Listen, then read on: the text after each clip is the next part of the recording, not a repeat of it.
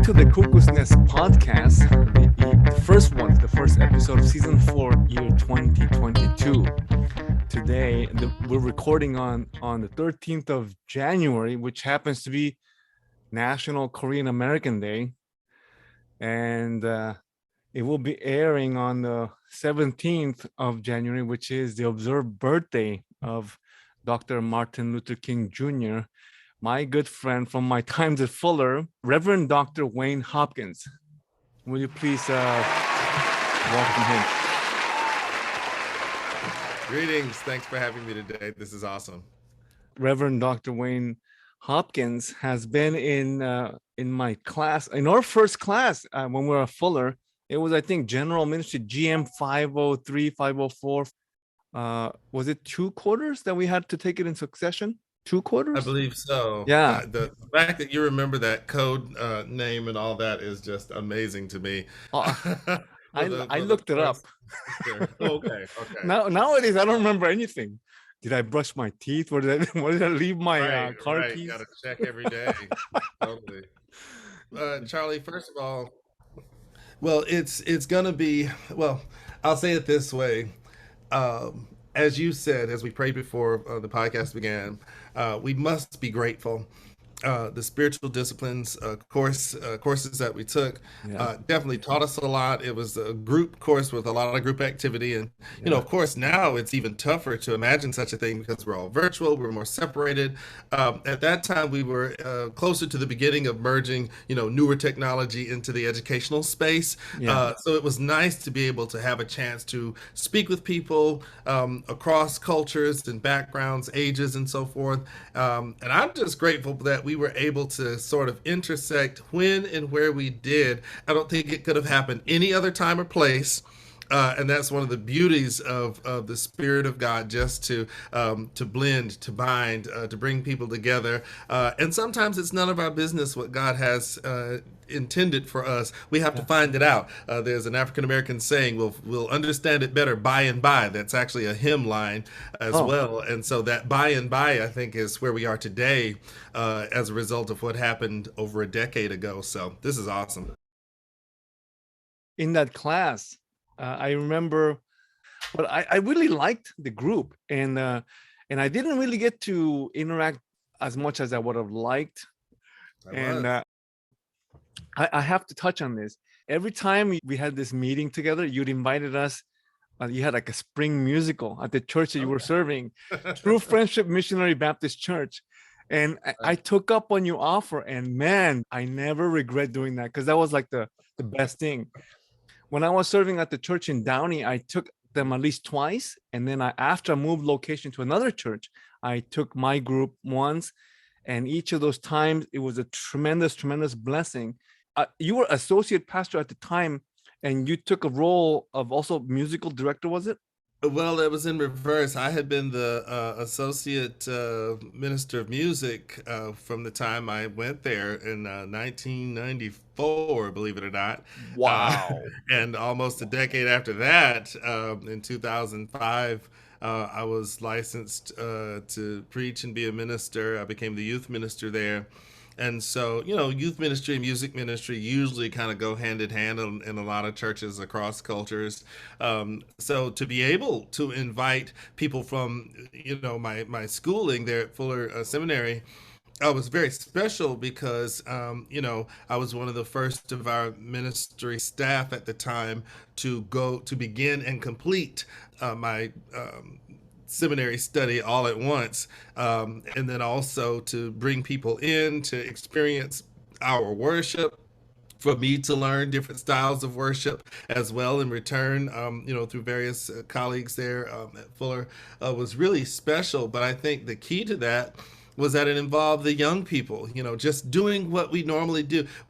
In almost every part of our culture, once we get past a certain age, we become so limited in the experiences we have. We have lots more education, more money, more experience, better insurance, and yet we don't really challenge ourselves to go into places where we haven't been. And I think that's something that we really, in today's world, need to revisit as a matter of mission. We cannot do missions only crossing oceans and getting in Yeah. airplanes. Sometimes you Yeah. go down the street, you Yep. say hello to the person that Mm. you pass by all the time, you stop and take a moment to find out their humanity. And look what happened when those doors were open. One of the most beautiful things for me to witness was, kids that didn't look like our kids, they sang the same music, they knew the songs, they had the same worship experience, and it was very meaningful to them, and in turn meaningful to me. So, I think we're equally grateful for that Oh experience, man, it was right? awesome. It was like, for me, it was like stepping into a movie. I mean, yeah, that's what it felt like. Yeah, And then that's and then you're definitely in there and the whole entire choir's up there. mhm, And these are songs that were so uplifting. And there was a brother. I mhm. forget the name of his brother, but he was playing the bass. Oh yeah, And Eric. he would like stick his lip out. And he Uh-huh. was just, he was getting into it. I was like, oh my gosh, it was so awesome. I I have gotta to I have to put a commercial in for him. That is Minister Eric Strickland, who's shout also out. a preacher now. Yeah, and we call him the bass man. Now he Oh was man. probably, you won't believe this, but he was actually the oldest member of our music staff at the time. He's a Oh good man. 12, 13 years older than you and me, but he performs gigs nonstop. So he's always playing in Orange County, Oh up in, San Francisco, all over Vegas. Was with a group, back in the 70s. wow. So That he's was, an accomplished he's an musician already. accomplished Oh musician, my gosh. and doesn't say a lot. He speaks through his music. And Oh again, man. I think It was that's a lot, right? it was a treat. I'll talk about it again and again. Before we go into your post right now as a senior pastor at First Timothy, Right. I want to kind of dig a little bit. Where are you originally from? Okay. Well, let me give you my elevator speech. Okay. I am indeed Reverend Doctor Wayne C. Hopkins. I'm a native of Greenville, South Carolina, but a Car- natural to yeah. Los Angeles. I came here after going to college in Ithaca, New York, where I froze to death for 3.5 years. Wow. Came to Los Angeles for an internship at NBC Studios through Ithaca College's internship program. I Wow. was only supposed to be here for one semester in the fall of '94, and I fell so deeply in love, like many people, with the city of Los Angeles, the Southern California lifestyle, the palm trees, the ocean. Could not bear to leave. I called my mother on a landline because that's all we had back then, and I could, had an email address, and I thought it was the stupidest thing in the world. This just shows, how vintage we are. Oh I said, why man. would I ever email someone? I'm gonna call them. I mean, But anyway, I called my mom and said, "Mom, I'm never coming home. I'm gonna stay you just here." And you flew she the was coop. like, "What?" My mother's still a South Carolina mom, highly educated, a concert pianist, and very, very sharp. She teaches bridge classes and so and math. But she went there. She's like, "What?" And I'm like, "Yeah, I'm gonna stay in California." She's like, "Where are you gonna stay? Do you have a place to stay?" "No." "Do you have a job yet?" "No." Wow. And you still have to finish college. You're there for a semester. So how are you gonna do that?" So I got off the phone with her and I started working with my school to apply credits so that I could graduate early. Uh, I worked with my aunt who lived here, who said, "I'll help you find an apartment." I had other people that I had met who they'd seen it before. I thought I was doing something unique, but they'd seen people come here enchanted by the place, and my village supported me and helped me. So after the first 10 years of doing television and films, entertainment, pretty much exclusively, I went to Fuller Seminary because I said I needed to learn how to teach my Sunday school kids better because they had tough theological questions. Those 12 and 13-year-olds, yeah, they will challenge you. sure. And they challenged me to the point where I ended up starting taking a class in church history that turned into a MDiv degree. Wow. While I was doing that, I had to take a 9 to 5 job so I could get to class in Right, the right. evenings. So I never quit entertainment. I just had to modify how I did it. So that gave me corporate skills. So flash forward from 2005 to 2022, I'm now the senior pastor of First Timothy Missionary Baptist Church. I work for the Pancreatic Cancer Action Network as a service manager. I have my own business called DocHopInt.com, and I'm on Instagram as DocHop, Dr. Hopkins. And depending on what day it is, I might do any number of other things, including the classes I teach at UCLA. I like to Wow. ride my bike by the beach. I don't sleep a lot. Okay. Oh, But wow. needless to say, my work at First Timothy Missionary Baptist Church, that puts the Reverend and the Reverend Doctor, and talk about a wonderful group of people who accepted me as a young pastor, as an unmarried pastor, as someone who was different from, I didn't come from their neighborhood, but Yeah. they've welcomed me and taken great care of me for the last 6 years. I couldn't be prouder to pastor that congregation. And so, what if I don't sleep a lot now? I'll sleep later. I'm too busy having fun. Man, that's like an Abrahamic journey. You came out here all on your own, but you did have relatives. You had aunts, and I remember last time I met your cousin who was like your nephew. Yes, my nephew. Yeah, your nephew, right? I remember Yeah, him. he's. I forgot that you guys had met. Yeah, you He's. brought him to the campus, and I was like, and I met with him. He was a smart young guy, tall. Yeah, yeah, Yeah. very tall. My both my nephews have outgrown me. They're doing fine. No, my nephew has a very interesting testimony because he has Asperger's syndrome. We found that out. Yeah, yeah, you told me about that. And I Yeah. only share that to encourage people. He is brilliant. He graduated at Stanford University, works for the U.S. military now, Wow. and all it took was a little bit of patience. And I would say, for you and anybody else working with young people, we have the resources to help them find their path, give their words power, to Mm, give their experience validation. Don't let anyone despise your youth. We say that for ourselves, but we need to make that reciprocal. Let us not despise the yeah, youth or the sure. inexperience of others or the different experience of others who don't have our advantages. And I'm very proud of him. My other nephew is about to graduate high school. Again, he's got a thick beard. He's stronger than a tractor. I mean, he's amazing. Um, Wow. So what did you study at Ithaca College? Communications and music. Okay, that's what I wanted to ask you about your background in music, because Yeah. like I mentioned off camera, man, I have this picture of you Oh. while you were the youth pastor and the associate at the True Friendship.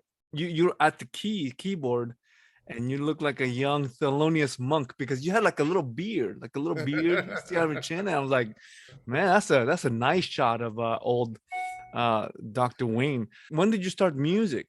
What's your background with music? My mother is an accomplished musician, as I mentioned. The story goes that she was a pianist, organist at our church, the historical Springfield Baptist Church in Greenville, South Carolina.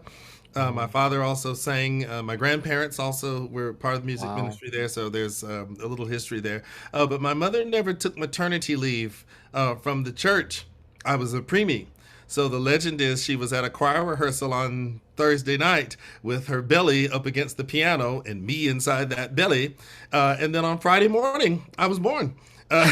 So I had music resonating Oh, all wow. around me while I was, I guess, in the womb. At about 4 years old, they say I walked over to the piano and started playing this song Oh, that I had wow. heard in nursery school. I just one finger just started playing, and they all were looking like, "What? Do it again!" And I did it again. So I had absorbed all this music. So I would say, to parents, expectant or otherwise, your kids are watching, listening, whether you like it or not. So be careful what you do around them, because it's going to come out one way or the other.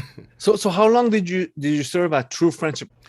I was at True Friendship for a total of about 21 years, actually. Wow. I Wow, took that's a a long I took time, I man. took a short sabbatical where I was kind of freelance and playing music at other churches. Whenever I would travel for entertainment, when I had to produce out of state or go on location, Yeah. I'd go on leave for that or whatnot. But I was a part of that community consistently for over 20 years. So so you you Yeah, you go were ahead. you were there since you got to LA pretty much. Yes. Wow. Yeah, so when I first came out here, and I'll share a little history in light of Dr. King's holiday. I'll just make Y- it y- contextual. Bring So bring it. as Black people historically had to travel across the United States, segregation made it impossible to simply make a reservation at a hotel. You would have to go to boarding houses or connect with family in different cities so that you could have Right. accommodations. So, in my mother's tradition, as she went away to college from South Carolina to historic Fisk University in Tennessee, she had a list of names. She had a list of people and phone numbers, addresses, in case you couldn't call them. So she survived there in her college experience. So when I came here, she gave me a list Mm. of 5 or 6 people who were from my same hometown but had been in California for many years. So that included my aunt, set of godparents, one of whom just passed away recently, rest in peace, and a couple of other people. And I just went down that list saying, hey, this is Wayne. Yeah. I'm in town. This is, my mom, Carmelita's son.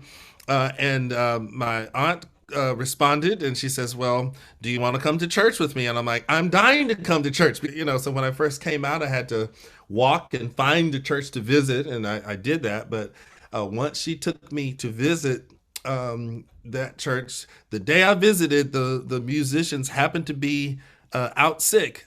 Never happened before or since. And they invited me to come and play music. And from then on, it was history. It's in Inglewood. This is a Yes, Inglewood, right? Yeah, in wonderful Inglewood. church. When did you start serving as a senior pastor of First Timothy? First Timothy, I first visited there in the fall of 2014, Oh wow, and it's been a while. yeah, and shortly after, so a friend of mine was the interim pastor there for about a year. Another schoolmate of ours from Fuller, Kevin Anderson. I don't know if you had classes with him, but he's a No. great guy, great preacher. He's an attorney by trade, and he kind of works that into his sermons, his knowledge of legal matters and such. Okay. But he invited me to fill in for him while he was the interim. Okay. Then a few months later, he asked me if I'd be interested in applying, and I'm like, "No, that's your church. Why don't you take it?" I mean, I couldn't do it, but he said, because of his family and different, things going on professionally, he didn't feel comfortable taking it on. So he Oh. recommended me. I applied. I did about a 3 or 4 week audition process, a series of meetings, deep, intense, theologically challenging meetings from the search committee. Oh wow. We're Baptists, so we're not appointed or sent out by bishops. It's all very independent. Right. But on the day of my final interview, it turns out that the moderator of the interview was a senior pastor who was a dear friend, someone who I love and admire. And he was there at the head of the table, and I was like, I'm going to be Oh, fine here, either way, right? nice, nice. So that endorsement certainly helped. And again, for 6 years, it'll be 7 years. Started in May, or ordained there in August, I guess. So coming up this year, it'll be 7 years. So Seven years. fortunate seven, yeah, Wow. coming up. I love to see how Lord had a plan. You didn't know. You didn't know what kind of plan it was, but he's I don't step by know. step, step by step, he's making it happen. So you mentioned that when you were at Fuller, you were taking classes part-time because you had other things that you had to do. Yeah. How long did you end up going to Fuller to complete your MDiv? No, it was pretty even five. So things have Wow. worked out for me in these 5 year increments. So Wow. 2005, I was licensed and started seminary. 2010, I graduated seminary. 2015, I started at the church. In 2020, I finished my doctoral degree. So I can remember it that way. That's what I want to ask you next. Your doctoral degree. Yes. How long did it take you to do your doctorate? That was about a 3+ year process. So what happened Okay. was I started in a partnership program between the New Theological Seminary of the West, based here in Southern California, Hmm. and they have a partnership with the New York Theological Seminary, the historical and venerated New York Theological Seminary, whereby we did our first 2 years of study locally here in California. Then we transfer over for the final year of writing and doing our dissertation. To work with some amazing people. Dr. C. Vernon Mason, who is a historical legend in the civil rights movement, both historically and currently. Got to encounter a lot of people who were doing transformational leadership, transformational ministry for the digital world, ministry for the new generation. And as it so happened, the day that I went to defend my dissertation was March 14th, 2020. And as I went there and as I was leaving there, the world was shutting down because of coronavirus. Wow. And the professors who were reading and questioning me about my work, they were saying that it was so relevant because my subject matter was about bivocational pastors, people who have to live in Right. a dual world, and Yeah. that sort of has given birth to what I do now in my own business, supporting pastors and other professionals, creatives, and other people who have to manage more than just one thing. And most of us have to Yeah. manage more than one thing. If you have a family or kids or whatever, you're not just doing one thing. And we try to help people to do that and find balance and find purpose in the midst of the chaos, right? So, Congratulations on that, because a lot has happened since we had last met in person. whole lot. So I thank God that He has given us this chance to touch bases again. Now, First Timothy is National Baptist Association. Yes. Okay.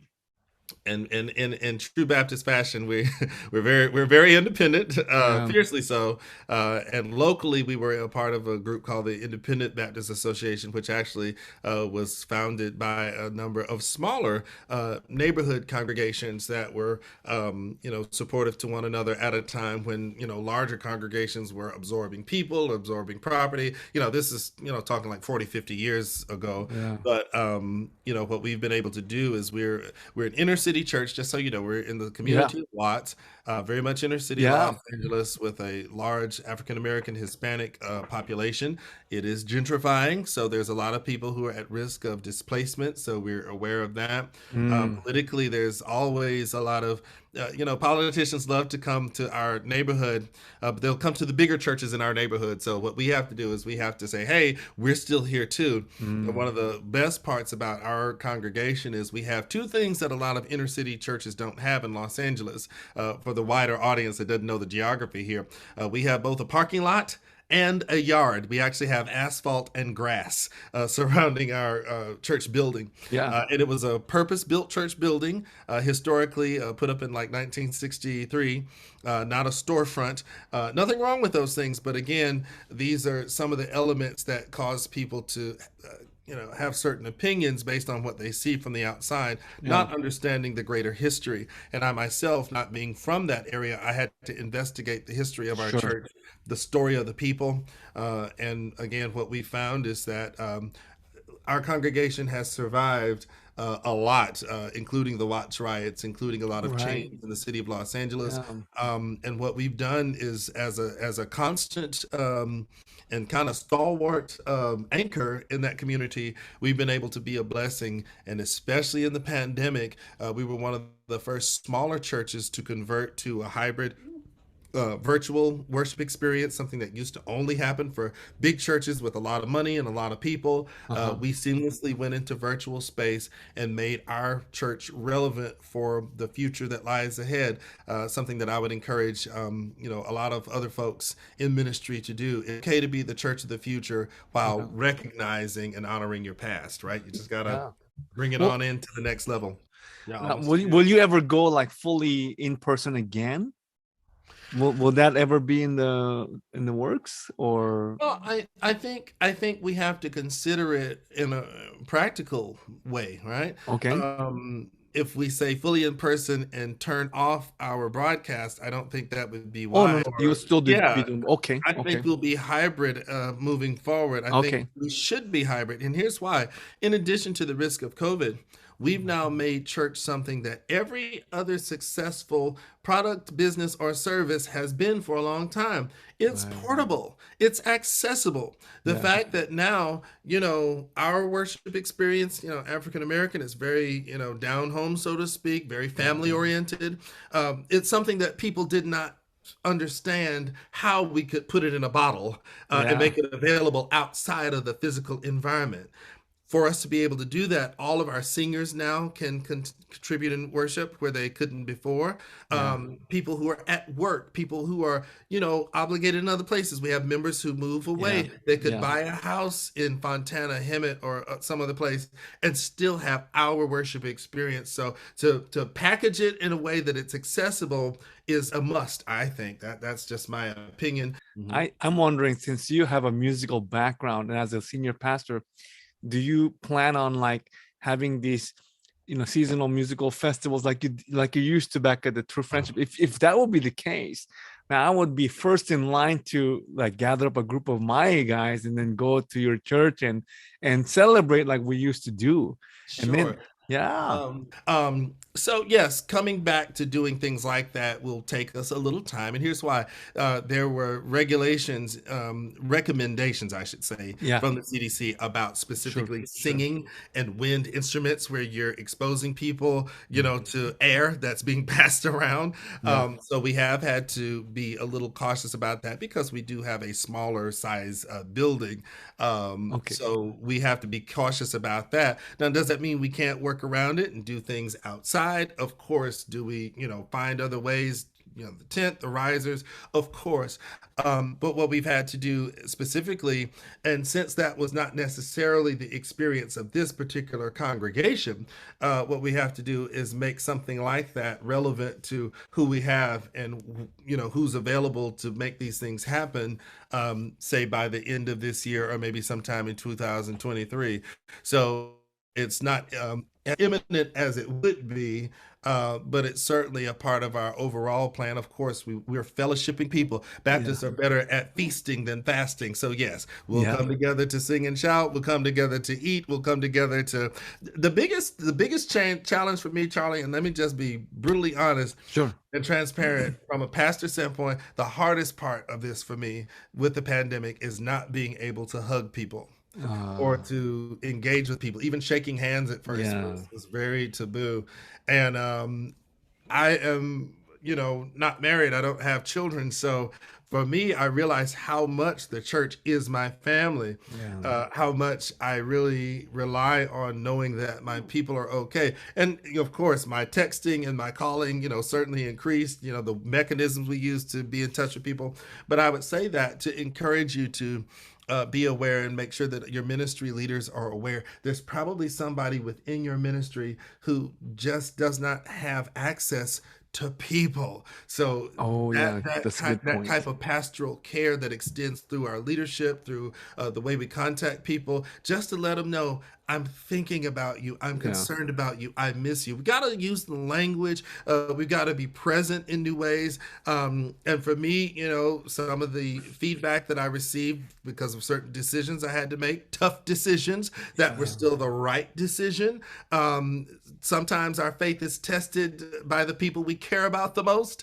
And what Oh that yeah. made me do Yeah. is to pray in such a way that not only do we have the unity, community, the connection, but also as you pray for people to be blessed, that's going to show you as a pastor just what blessing means to different folks. It's not always going to happen in the ways that are tangible that we can control, but I've certainly been encouraged by just learning with a bit of distance how to observe and see and know that God is moving, God is working, and I'm blessed by that. Even if I don't get to just scoop them up, Yeah. I've learned how to allow God to embrace me with this in the spirit, to be able to still have that experience. That's awesome. It's awesome. I'm looking forward because the pandemic is not gonna last forever.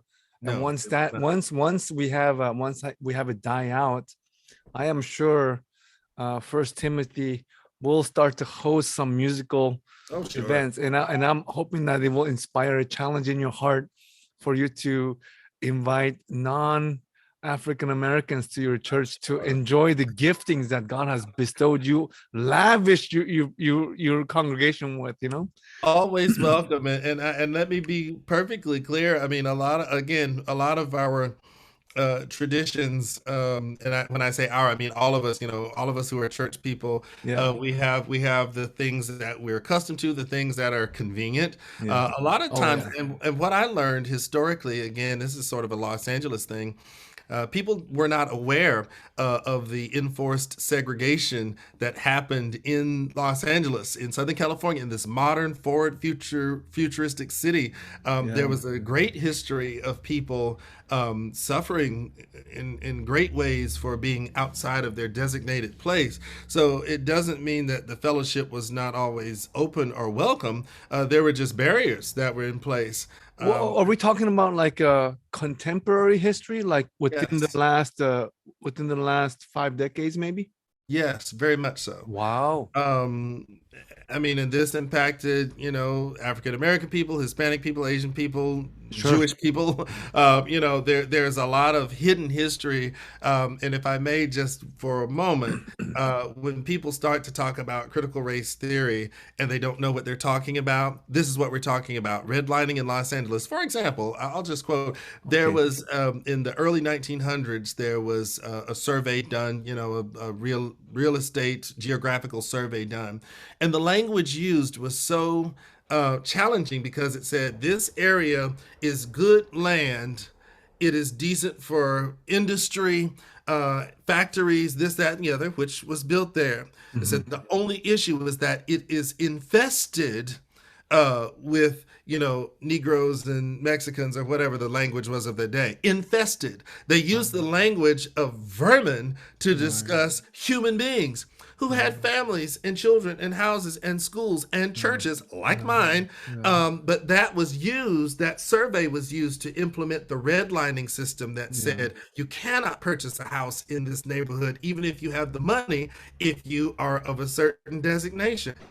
That lasted well into my times to the point that I live in El Segundo, adjacent to Torrance, adjacent to Linwood and Hawthorne. These were sundown towns, meaning you could work in these communities, but once you were no longer a domestic cooking someone's food or janitorial service, you had to get out of the city limits by sundown. Those signs did not come down until the 1970s. So you and I were alive as babies at a time where in Wow. modern futuristic Los Angeles, people would suffer if they were caught in an area outside of their own community. So as a result, people were afraid, even in church communities, to fellowship with one another, to sing together, to Yeah. praise Jesus together, because somebody had a problem with it.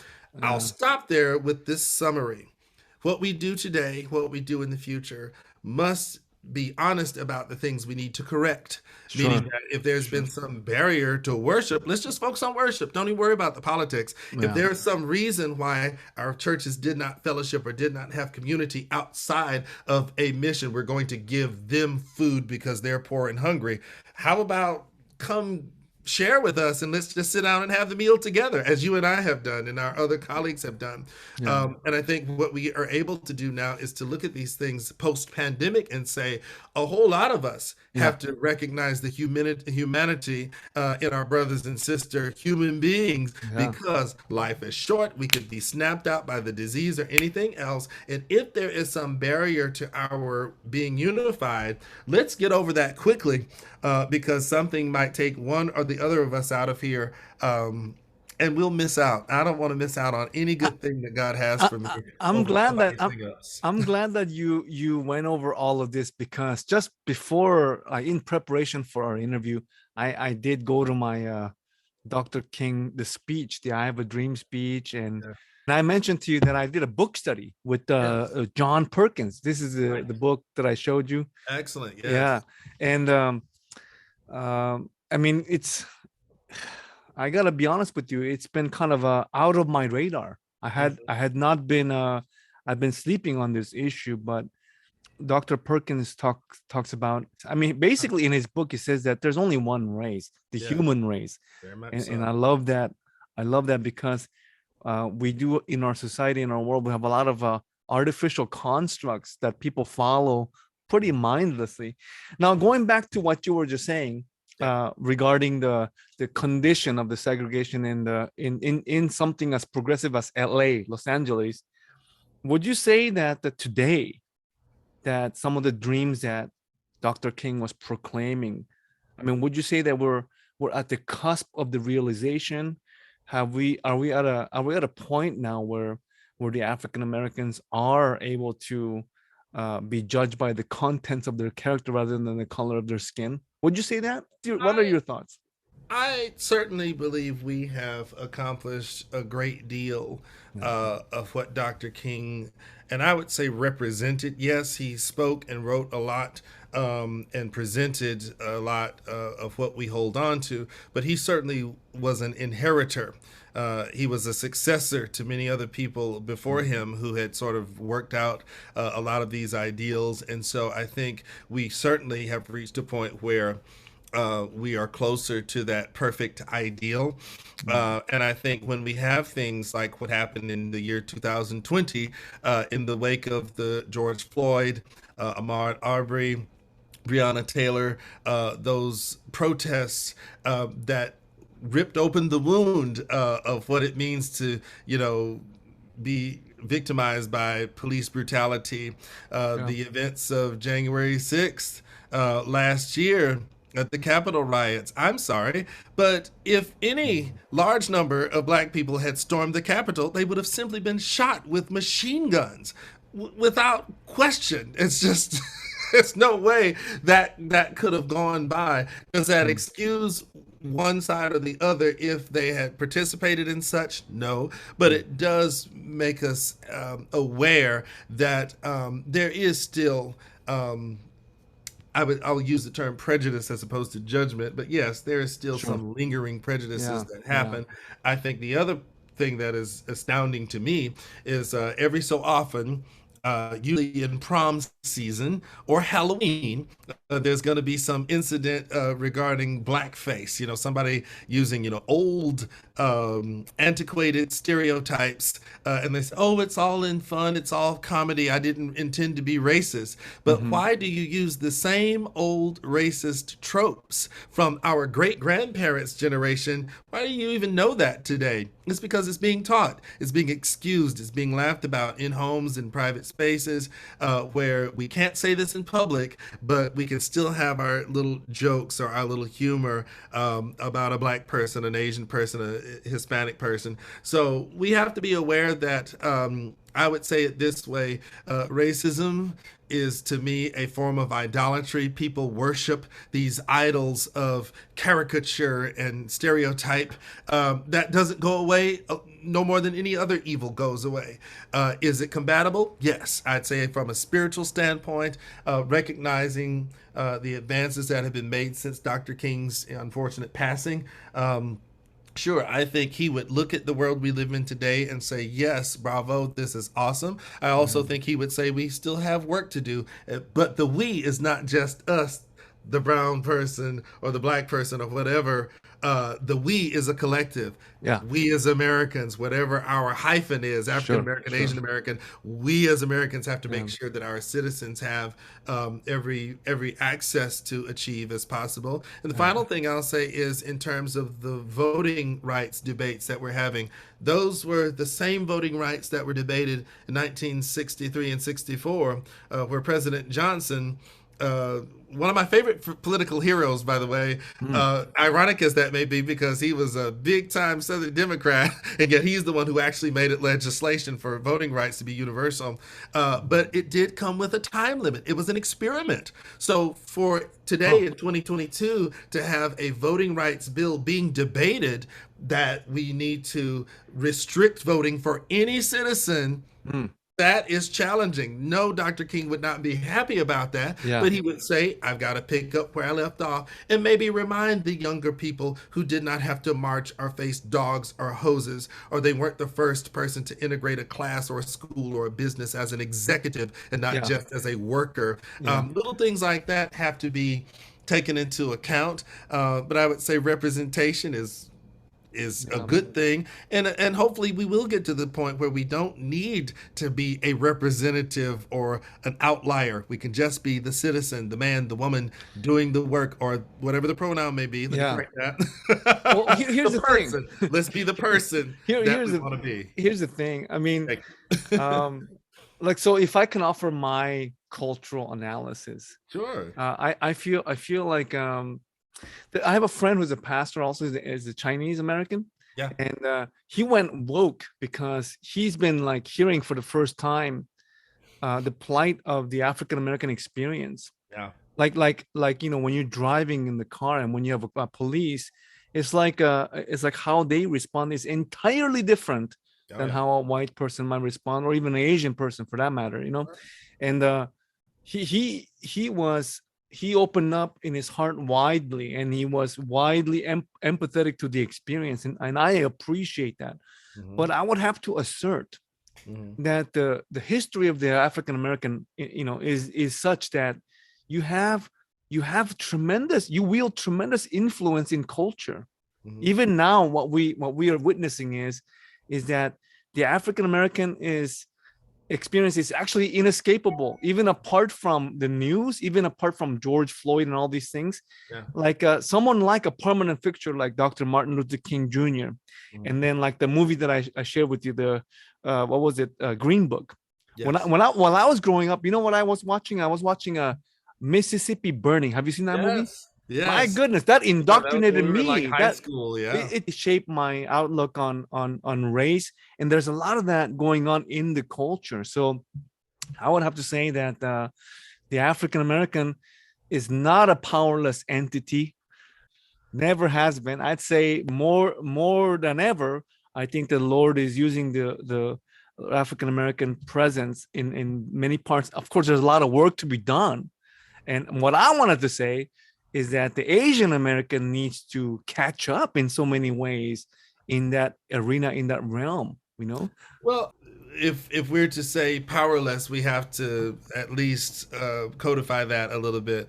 Unfortunately, the larger expanse of history for African Americans specifically was to not have political power or the power of the freedom as a citizen. You know, that was just kind of one that goes without saying. But I'm glad that you recognize in what you said that the power within, certainly the power of unity, the power of perseverance. You know, Right. the connection that African Americans made with the biblical history of Israel. You know, to fight oppression, to overcome, to trust in God. All these things are still a part of our spiritual and worship narrative, definitely. Sure. And I would say where other groups that have either been disenfranchised or marginalized in some way. You know, the recent uprising in anti-Asian, hate crimes, that kind of thing. That's certainly notable. And what we learned is that, you know, there are things like the model minority. A lot of Asian cultures between, you know, the Koreas, Japan, China, the Philippines, you know, where you have larger population centers, you find history where, you know, parents, especially if they were first generation, immigrants or whatnot, they taught their children model what white people do, distrust what black people do. I mean, that happened. I have Indian friends. I have friends from all over who said they learned a version of not necessarily hatred or prejudice, but understand it is impossible for a person to be classically racist without having the power to enforce it, right? So among minorities, no, there isn't necessarily a racist structure. There are prejudices that are put in place. And then when you look at what has happened recently, you're right. Everybody does look to what black people do to respond in a certain situation. I certainly got a lot of phone calls with the George Floyd situation. People just asking me, "How are you doing?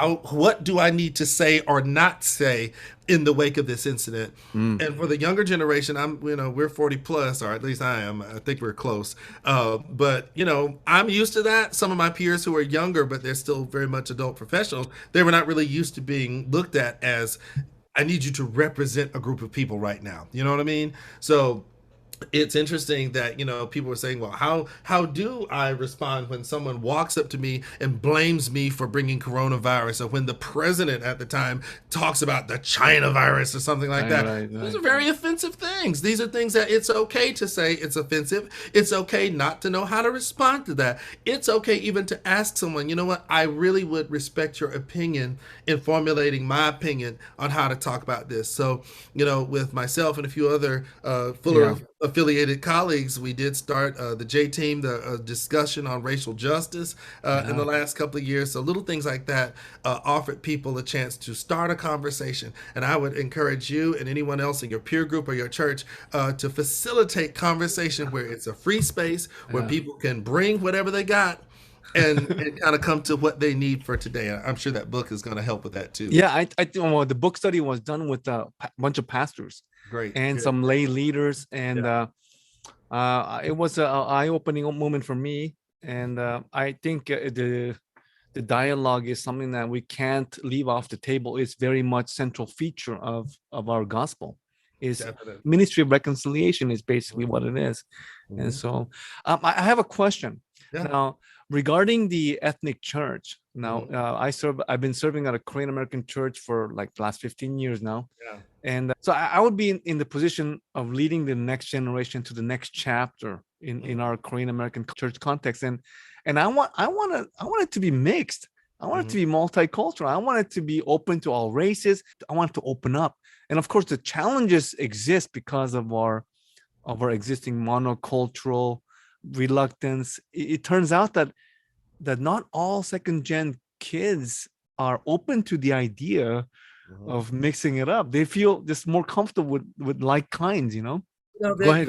what you're describing, Charlie, I think is something that goes all the way back to the founding of the church in Acts. Because what happened there? Yeah, Jews and Jews Gentiles and coming Gentiles. together. Yeah, exactly. A person who was a servant or enslaved to have an equal standing with someone Yeah, who is either paying them or their master. What?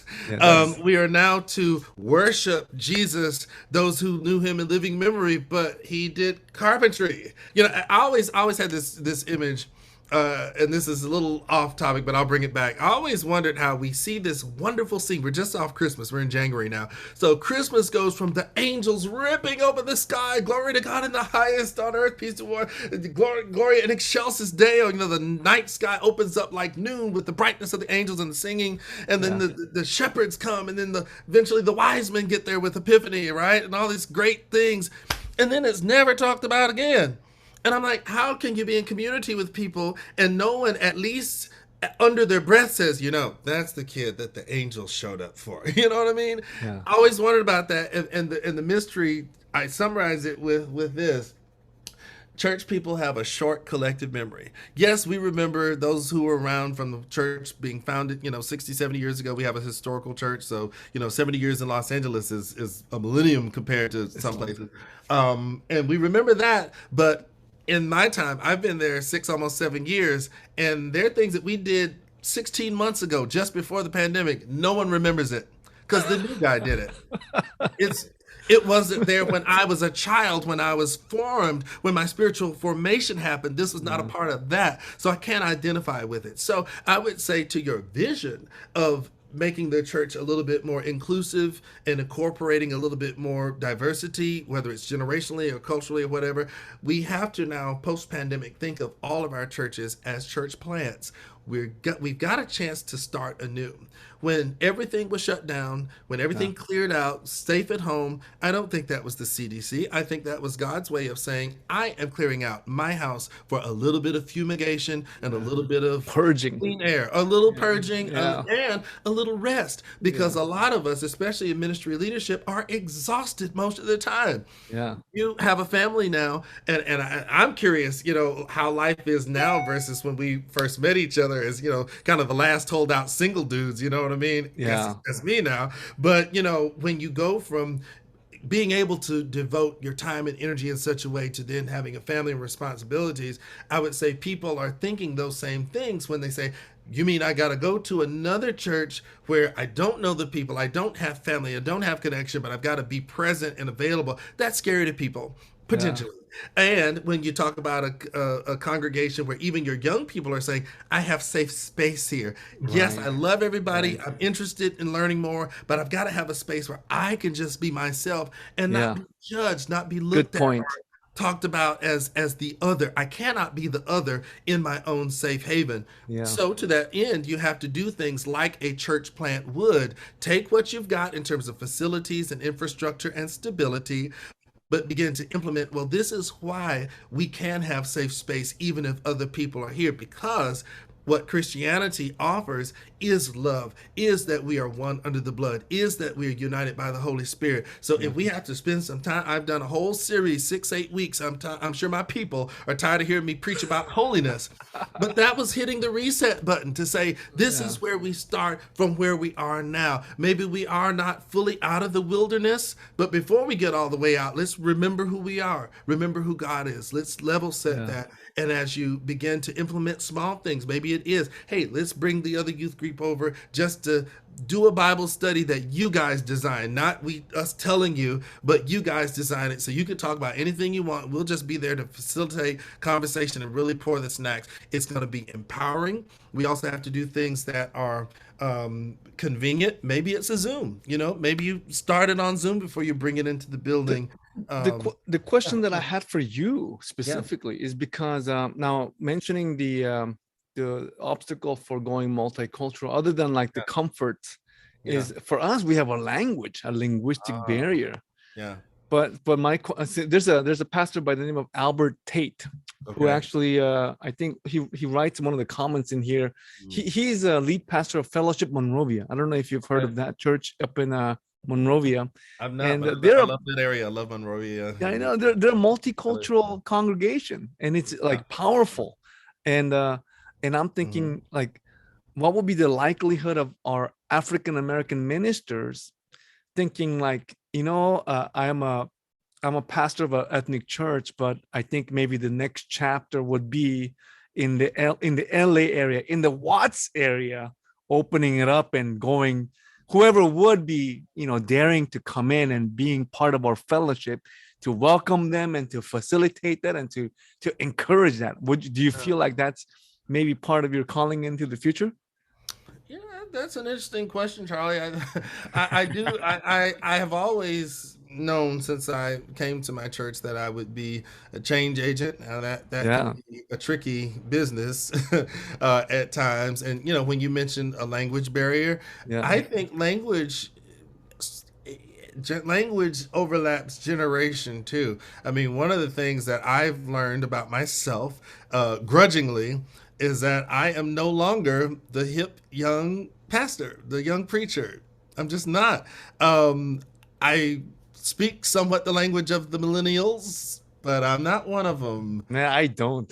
I'm firmly well, and that's the thing. It's evolving quickly because you have millennials. And I was here's something that hit me just today, Charlie, relevant to our conversation. So somebody was talking about, this was 20 years ago, blah blah blah blah blah. 20 years ago, they kept saying 20 years ago, and then they finally said, and this was first introduced in 2001. And I'm like, that's not 20. And like, oh, it is 20 years ago. For me, 20 years ago was, the 80s or some crazy thing like that. So just the way my mind processes. I know, me too. It's like we're trapped somewhere in that kind of vacuum. Like, where did it go? And to me, that cultural information translates to language because it is the way we're communicating from a certain place to a certain place. So whereas we might have to translate a little bit, or we get frustrated when we make references that the younger people only know if they hung out around their parents and grandparents. And that's something that I just spilled something. That's something that we overwhelmingly don't see in the same way that we once did. I get excited. So that we don't see in the same way. And so as a result, maybe that is our challenge, where we really have to acknowledge what is the barrier. What is, maybe that's the question. What is the barrier that would keep us from, at the very least, having a conversation, engaging in worship, being able to support one another? Sometimes even in prayer, we don't necessarily know how to pray for one another outside of our, what we've learned and been taught. Listening to one another to say, this is what really would bless me, or this is where I would know I'm supported, loved, cared for. Just being able to have that kind of talk, I think, would make a lot of this not just possible, because it's possible now, but we want it to be effective and impactful, right? So, I mean, I wanted to make this a special for Martin Luther King Jr. Day. I mean, not by any way of a tokenistic kind of a gesture, because for me personally, to being a Christian, to becoming a Christian, and to become a pastor, the historical importance of Dr. Martin Luther King has played a huge part. That's awesome. I am still very much in love with the rhetorical arsenal that he unleashed on the injustices of society. I think he's an amazingly powerful man. Very much. And I mean, this goes back to really the vision that I received from while we were at Fuller. This is a shout out to my old professor of missiology, Charles Van Engen. Oh wow! Professor of mission. He said that the last days when we are worshiping together. It will be a gathering of all nations. Has to And, be. it's not about like homogenizing. It's not every Right. culture trying to look the same, but Right. being in the very different ways that we all are, bringing the unique idiosyncrasies of all different cultures. I mean, and then he talked about food. Imagine like all the Mexicans bringing their Mexican food, all the Koreans bringing the Korean barbecue, man. And then we're talking about, you said you're from South. South Carolina. Now I'm sure you have some dishes down from South Carolina that you would bring, and we would all be praising God because you brought it. Is what I'm saying. You know what I mean? One or two. I'm gonna make a commercial appeal to blow your mind. Probably one of the most unexpected, amazing things that I've ever had is actually Mexican food prepared by African American grandmothers and aunties. Again, it's one of those hidden things that you might only get like at a potluck or at a Oh at a man, church thing. yeah. So, but again, that's a great example of how and you know what? I think I'm sure there's books written about how food has enhanced ministry, and Table fellowship is yeah, essential. Yeah, it's yeah. massive. Hospitality. And I want to say one last little thing about Dr. King. Yeah, I really love what you're doing, because by doing the book study, you're doing the work that a lot of people just don't take the time and energy to do, because I was it's not. drafted against Well, my will. I'm glad you were drafted and accepted the call. We I want you. accepted the call. Yeah. Because a lot of people don't recognize there's a great depth and breadth to what Dr. King and his peers. I recognize his peers in part because he did not act alone, and the other part is what chills me to my core every single time I think about him. He was a young man. We are now quite substantially older That's than Dr. right. King ever lived. He He only was lived in to his be early 30s, was he? 39. He lived to be 39 years old. And the Wow. problem I have with that is in 39 years, he had a family of four, a Nobel Peace Prize, became the national leader of this massive movement. He did receive a lot of pushback from his church members who only wanted him to just be a pastor, support your father until he passes away, Yeah. be the associate minister, marry, bury, whatever, preach here and there. But what he did broke so many barriers and expectations. He had to stand alone a lot of times, with the support of his immediate family. But as a young man, technically, he would be a millennial now. He wouldn't even be an Xer like us. He was the young guy who was demanding change from the nation and the world. And I use that as a frame of reference because even though they usually show him in black and white photos of whatnot, he had a potential, and I think realized a lot of it, but certainly not all of it. But because of what he was able to do as a young person, we Yeah. really cannot stifle ourselves and say, well, I'm not a district elder yet, or I'm not a bishop yet, or I'm not. He was none of those things in the political conventions of his day. Was a pastor, but ultimately he used his ministry and his platform to make people think, to, yes, engage people to work and protest and all that Yeah. kind of stuff. Yeah. But at the core of it, people would have to see this young man making demands of an old world mindset, turn it on its head. And to your earlier question, would he be pleased with what he would see? I would say yes, because at the very least, we're still talking about it. It's a shame we might have to still do that. But the fact that we're still making sure that no stone is left unturned and that the Amen. young people have a voice. So I would Yeah. say to your students, your youth groups, or whatever, encourage them to push the system in whatever way they think change can come about, because they're the ones who are going to have to live it out, and Yeah. we have to turn over the keys and let them drive. Yeah. I mean, Dr. King, not just in American history, but definitely in the work that God has been doing from the beginning, the time of Moses, when he called them to lead his people out of Egypt. Yeah, So it's an ongoing battle, and I hope that the young people will continue to be inspired to pick up the cross, right? definitely. And I would Yeah. say from a Christian standpoint, if a Christian doesn't have to run for office in order to have influence. We know that. I mean, Yeah. that just comes without saying. The second piece is we have to be aware and careful how much we Americanize gospel in the Bible. Right, There's a right. lot of things that we do, regardless of the type of American we are. We're very self-interested, and I just say that as a way of being careful how we accuse or how we point fingers Right, at what right. is political in nature when Yeah. it comes to the Bible, because we do that. That's just our Yeah, natural. the identity politics is pretty deeply We're big at embedded. that. We're good Yeah, at that. yeah, And then the last thing I would say about that is let's just take it all the way back to the Constitution. It yeah. says that all men, meaning all people, are created Right. equal. That's right. Let's not argue with that and keep trying to figure out ways to make each other unequal. My Yeah. equality is more important Right, than your right, equality. right. If we just focus on On hewing the to that word. ideal, Yeah, then we can, the Christian, the Jewish, and the yeah, Buddhist, and whoever else can agree on that and then live our lives, yeah, pursue happiness, and enjoy the liberty to do yeah. so, right? That's what It, it's all it about. it sounds like such a lofty ideal, but it's simply true. Isn't it true? I Yeah. believe so, and it is lofty, and the fact that we still have to fight for that. So we all have some work to do we Yeah. not? Well, Charlie, of course, the invitation is open. We and just so if anybody wants to know, we do have a service on Zoom. Okay. I can post that or send you the information to Sure. post. And post it on our Facebook as well after the fact. For me, I'm reachable on Instagram as I am Doc Hop, DOCHOP.